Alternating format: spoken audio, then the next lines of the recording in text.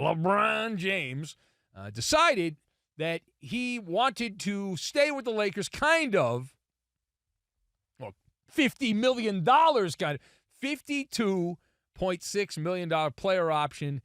And you just click that box right there and you do the DocuSign and then you're on your way. And so instead of signing a new max extension, LeBron decides to take the contract that he had signed in a previous deal. So we are told LeBron could have made an extra $1.5 million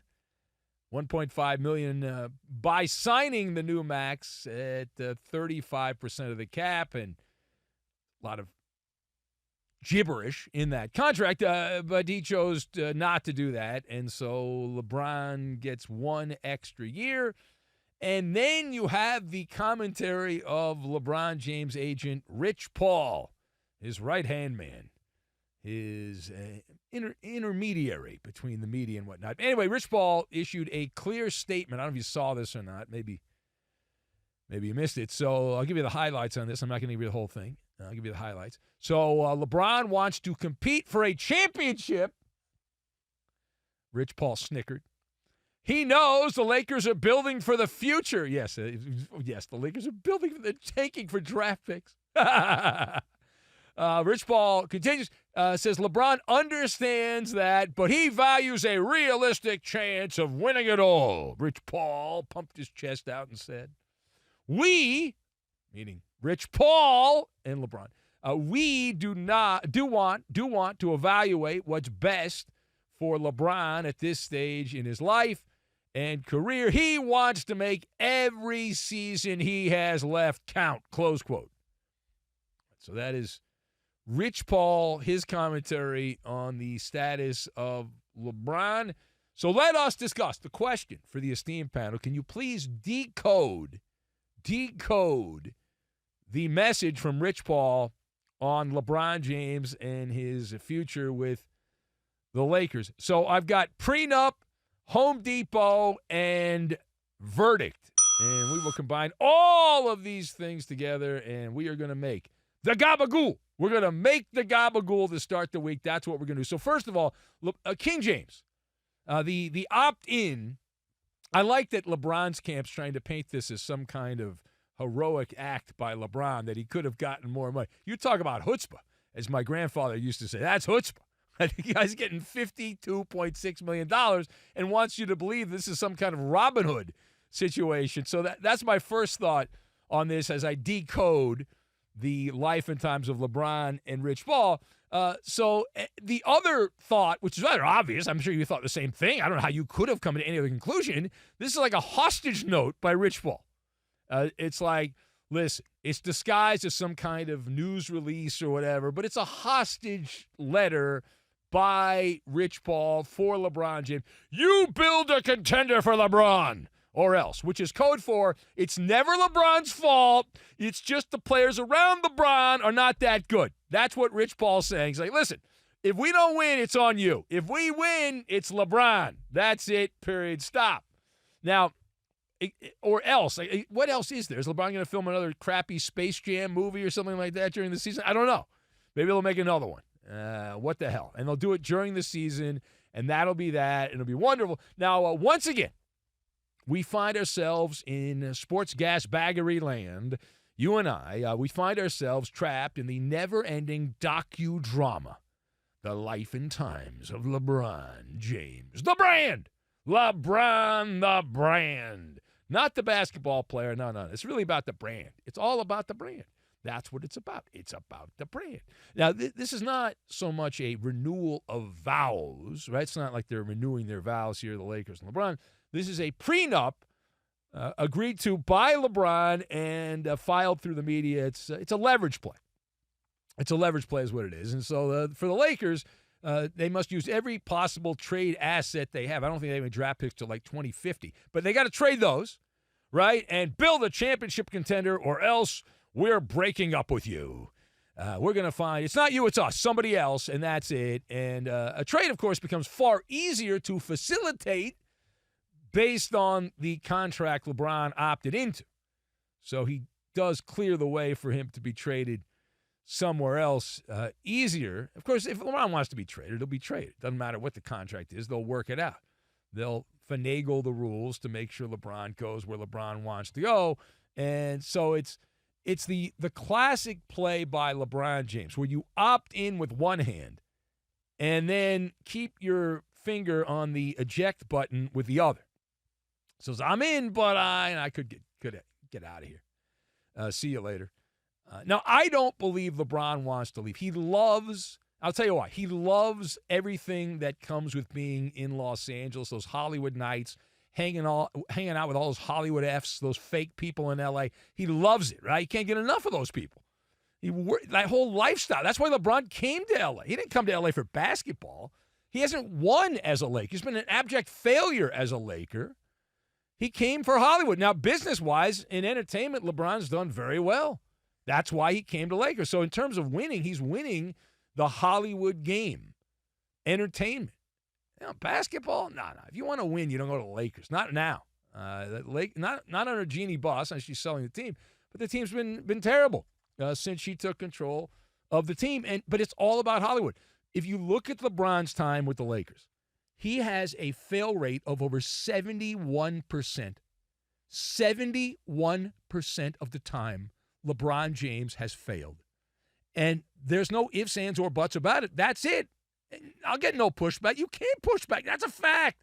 It's a fact. Now, what's my math? How did I get to 71.4%?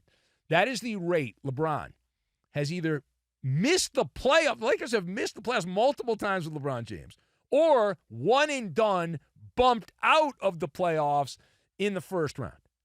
All right? And again, not my opinion. I'm not giving some kind of opinion. It's a fact. It is a fact. 7 seasons with the Lakers. The Lakers missed the playoffs twice. They got bumped in the first round 3 times. Suns, Nuggets, and then this past year by the Minnesota Timberwolves. 3 times first round and out. And the Lakers have not won a championship that matters since Kobe Bryant. And Kobe's not walking back through that door, okay? And that's not my adding commentary. That has been validated. That is hot take validation. That take validated by Alex Caruso in a moment of clarity. He took some truth serum called alcohol, and he said the quiet part out loud. Alex Caruso said, after Oklahoma City won, he said that Mickey Mouse bubble ring, not a real one, and that now he had a real one, which is what all of us knew all along, but somebody on the team finally had the balls to say it. So LeBron hasn't won as a Laker, and he's making some kind of demand. Because, again, it's not going to be about LeBron not being good enough. It's going to be about, well, the other players on the team weren't that good enough, etc. Meanwhile, to Minnesota, a team that beat the Lakers and LeBron in the playoffs in the first round, and they have made a roster move, although not official. The T's must be crossed, the I's dotted. We're hearing now that Julius Randle, vagabond NBA player Julius Randle, has agreed to re-sign with the Timber Puffs as he'll stay there in Minnesota. 3 years, $100 million. Does that signing move the needle? Does that move the needle at all? So I'll answer this first because you're not here. So I'll go first. Does this move the needle? Sure, it moves the needle due south, at least come May, when you get into the meat and potatoes of the playoffs. You move the needle south. So you know what to do. Our guys in Minnesota, you buckle up, right? It's a roller coaster. You buckle up. That's it. And of course, Julius Randle, in many ways, is your standard mid-level star player in the NBA, where he's the roller coaster that breaks down right before the big drop. It's similar to this, and James Harden does the same thing. You go down there's plenty of players like that just vanish in key moments. Karl Anthony Towns, who played in Minnesota, was traded for Julius Randle, another guy like that you can't depend on. And Julius Randle's got a blind spot. Clearly not a blind spot that will cost him any money. $100 million over 3 years. I mean, my God. So good for him. And he's like, Randle's like Houdini with a headband. Because he's out there and abracadabra, hocus pocus, and not a big game player. Not a big game player. Now, during the regular season, There are nights that Randall looks like a world beater, and he'll get you 25 points and 10 rebounds, no problem, and look like he can do it every game. 25 points, 10 rebounds. He'll be physical. He'll be aggressive during the regular season. All fine attributes. And at times, he'll look unstoppable. And then the calendar will flip over to April. And presto! Suddenly what happens? He's serving up more bricks than the loading dock over at Home Depot. You get a brick, you get a brick, you get a brick. Sometimes he doesn't take many bricks because he doesn't shoot. He becomes passive. 2 for 11 or 1 for 8 or something like that in the playoffs. And then in the fourth quarter, forget about it. In the fourth quarter, come on. Fourth quarter, you got to leave early, beat the traffic. Normally when you play for the team, you're not supposed to leave early to beat the traffic, but it happens. Those demons, they come back. They haunt you, like Hayes in Minnesota haunts you. They just kind of haunt you. They do. And so good luck. Good luck to Ant-Man. This is your running mate. This is your sidekick. Now, Anthony Edwards has some issues, too. I mean, there's some games I recall where he didn't do much. So now they're together again. Back-to-back Final Four appearances for the Timberwolves, and they are locking in Julius Randle. All right, now, final thought. We go now to the Pacific Northwest, where the weather is good most of the time in terms of like fresh air and all that stuff and rain and sports. They suck. Now, there used to be 2 teams. Actually, there used to be 3 teams at one point in the Pacific Northwest. Now there's only 1. That's the Portland Trailblazers. Now, the Trailblazers, we learned over the weekend, plan to spend millions of dollars to buy out center DeAndre Ayton. He gone. He's about to hit the market. He'll go to the highest bidder in free agency. So what stands out? What stands out about the bitter end of DeAndre Ayton and him hitting the market here via a buyout from the Trailblazers? And there'll be a lot of talk in the coming days about teams fighting to get their hands on DeAndre Ayton. So the Trailblazers, the fact that they are paying him to go away, like that is a massive thing. I don't think you can undersell the fact that they're paying him to go away. Let that marinate for a moment. This guy was the number 1 overall pick in the NBA draft a number of years ago. They're not trading him for assets. They're not trading him for draft picks or some young up-and-coming players. They're not attaching him to a bad contract to get rid of the player and clear out the roster. They're not doing that. They're not trying to rehab his value. They've given up on that. No. Like, all of those things are things that you would think teams would do. A player like that has some value still. You'd say, okay, I'm going to try to sugarcoat this, and we're going to try to put some good stories out there and make it seem like this guy's turned things around and all that stuff. No. They are at the point now, they are cutting their losses. They're like, this guy blows. There she blows. We're better off without him. We are better off without him. Now, how did they come to that conclusion? How did Chauncey Billups and the team in Portland come to that decision? Because, first of all, Portland didn't really want DeAndre Ayton. They got him it was that weird Damian Lillard multi-team thing, and they moved everyone around, and Ayton became part of the trade and all that stuff. But when he arrived in Portland, just like when he arrived in Phoenix, he's got all the size and the athletic ability. He's got that pedigree to be a dominant big man and all that. And you saw some highlights on Instagram. You're like, wow, he looks good and all that stuff. And then you had to watch him play. And when the game started, the one word we all had watching DeAndre Ayton play was, meh. It was, it's like, whatever. All right? Now, he put up some numbers. They were empty numbers. Stat bandito. What do we always talk? We talk about Dak Prescott. We talk about some of these other guys. Stat banditos. Where he has some double-doubles, but they're empty double-doubles. It's empty stat. Long rebounds. No one contested, right? Things like that. Points when the game's already decided either for or against your team. And so the numbers like, the low information fan, the dumb fan sees that. They're like, this guy's pretty good. All right, look at the numbers. Look at the stats. All right, box score readers. Of course, the box score lied. It lied, and then the real ones know. And so the jury has made its ruling. And the experiment is over. You're a loser. You wear the scarlet letter, the L for loser, and the buff's been called by the Trailblazers, and the verdict is in. The verdict is clear from the jury, and DeAndre Ayton is a losing player. That's what they're saying. The guy's a loser, and that's just the way it is. He doesn't impact winning.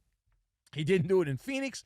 He didn't do it in Portland, and he's not going to do it where he goes next. And I will laugh at the bidding war that will take place for DeAndre Ayton as he'll try to sit on the bench somewhere on a good team and piggyback his way to some playoff success here. And so let him go to the Lakers. Oh, I'd love that. That would be so good. A loser like DeAndre Ayton on the Lakers. I hope that happens. Or the Warriors. It doesn't matter.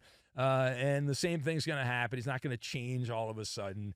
It's one of those things in life. And there's a lot of things like this in life where he sounds better in theory than reality, right? It sounds better in theory than reality. And there's a lot of things like that in life. And in sports, there's things like that also. DeAndre Ayton would be an example where if you look at the size of and I know going back my entire time just as an adult, but around basketball in particular, in all sports. But I remember years ago when I was doing stuff every day at team events and practices, and there'd always be guys that just didn't get it. But teams would keep giving them opportunities because they thought every coach is like, I'm going to turn this guy around. I have the code to unlock the safe. They all coaches are wired that way. They all think, oh man, we just get this guy going, watch out. And 98.7% of the time, that does not happen. Now, there's 1%. People bring up the 1%. Oh, yeah, it happened this time. Okay, yeah, it happened that time. But the rest of the time, forget about it.